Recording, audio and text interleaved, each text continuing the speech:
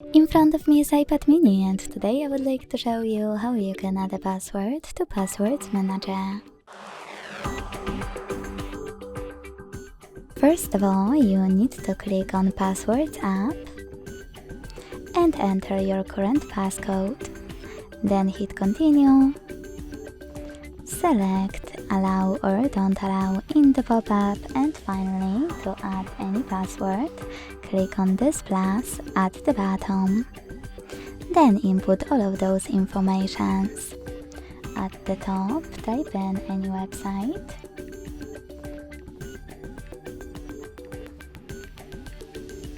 Then username, email or phone number. And password.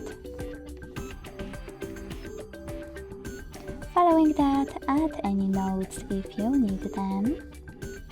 And choose Save at the top right corner. As you can see, after that, my password was successfully added. Thanks so much for watching. If you enjoyed this video, leave a like, comment and subscribe. Bye!